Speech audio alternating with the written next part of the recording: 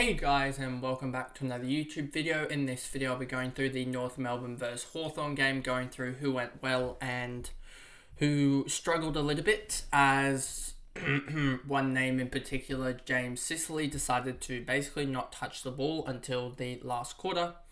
Well, he just didn't get the ball, and that was a really dumb idea from North, as you probably saw in my tweets, because they let James Worpel, Will Day, Carl Amon, Connor Nash, Jarman Impey, Newcomb as well, McDonald, Ward, all have over like 25 touches. It was ridiculous.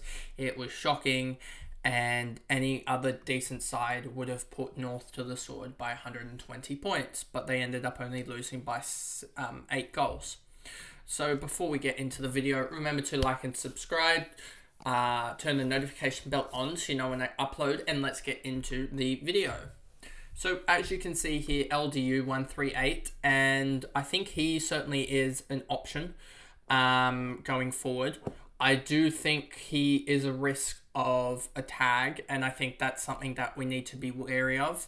But a 138 from him was ridiculous, and also he's getting in the goals, which is a good thing, because a goal here or there in every 2 or 3, in every game or 2, does really help. It chops down basically a free 9 points that you need to get if you're having a shot on goal and you're actually kicking it, than he would be to get to the ton anyway.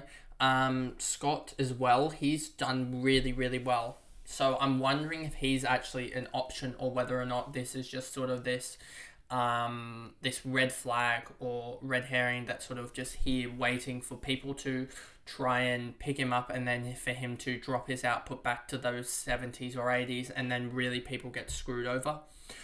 Sheasel I thought was really good in the first half, but then copped a tag basically, or copped a meaningful tag that meant that he did nothing meaningful, and then anything else after this was just him scoring, him scoring fancy wise, but not doing anything meaningful. It was just out the back sort of thing.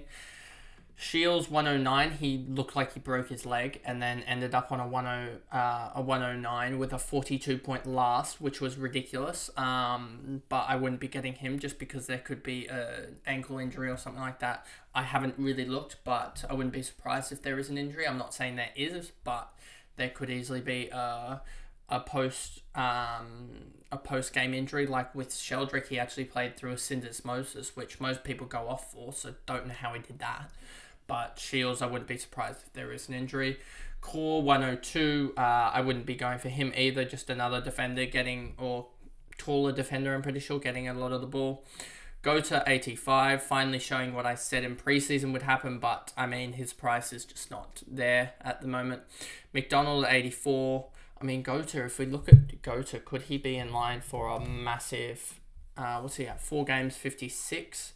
So what was he last year? He was last year 1 game, 83, and the year before that, nothing. So he's probably actually going to be, if I look at this right, if I do the math right, at the moment, times 56.3, times 8.51. At the moment, he'd be at 408k, but if he continued it on, he'd get up to towards that 500k, and I don't think he's an option at 500k. I think 400k next year would be an option, but I don't think 500k would be an option. And he does need to play out all 10 at 56 average to get that year's average, rather than the 83 that he scored in 1 game last year. McDonald 84, Curtis Taylor 81, just nothing really. Sherry 74, I think that experiment is over for at least this year, and we'll see what winds up happening next year. If I look at Jerry as well, here we go, if it clicks on it right, 70 average this year, so not terrible, which is a good thing. 12 for 66 last year as well, so if he does go down injured and for another game, that will mean that he'll probably get, well, even if we look at it now, 9 games, so he's going to get at least a discount of 3%, so 0.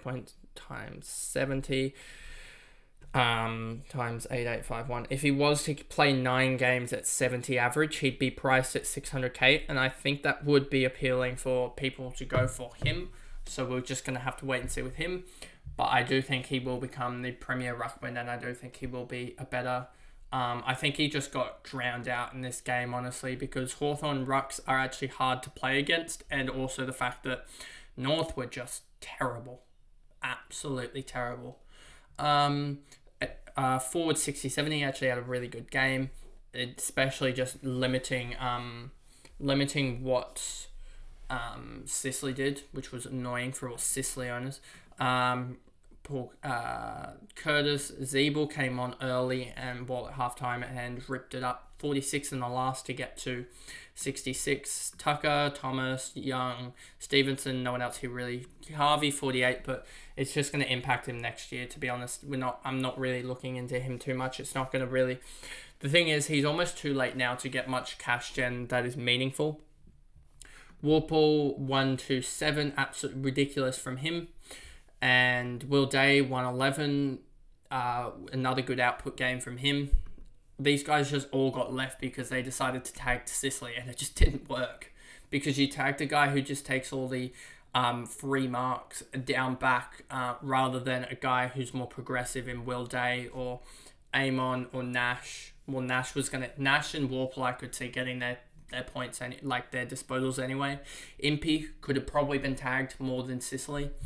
Newcomb probably wouldn't have been able to. McDonald neither. Ward neither. But there's so many other... There was 2 or 3 guys before Sicily that were probably going to have a greater impact on the game rather than just having empty sort of disposals that Sicily was going to have. So, Amon 109, he had a ridiculous game. Nash, clean 100 as well as Impey. Impey came back really strong. It didn't look good for him at halftime, but then a 35 and 27 got him up to the 100. Newcomb, 92. He did really well in the first quarter, then faded away, but still a 92 isn't bad. McDonald is someone that I think we should look at next year because McDonald, I believe, will hold his forward status next year. And 15 games for 67 isn't bad. That's probably going to price him around about, that's, I'm guessing, 600k. Yeah, 596k, so that would price him around that 600k if he was able to keep it up. And I do think he's going to get a potential move into the midfield, but we'll have to wait and see.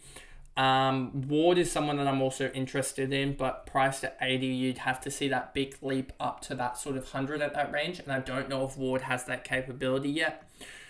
Wingard, 81, Scrimshaw, Hardwick, Moore. Moore's been really disappointing, but we could see a bounce back from him if he gets back into that midfield role.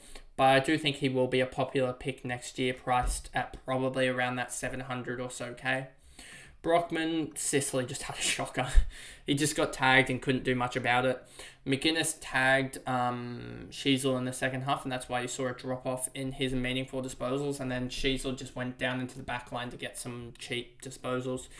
Lewis Reeves had a pretty bad game, but I mean, he limited Sherry, so what can you do? Weddle could have even probably been tagged more than Sicily was, just because of his run and gun sort of set up, I think, 3 or 4 goals. Meek, Bruce, Frost, Granger, Brass, and Green as well had an injury and got subbed out of the game. So that is the review of the North Melbourne versus Hawthorn game. Little bit disappointed that, obviously, you should probably tell through Sicily, but in the end of the day, it wasn't too bad for me, and I still gained in the round, so it wasn't too bad, but that's the video, and I'll see you guys in the last game review of the round. Thanks, guys. Goodbye.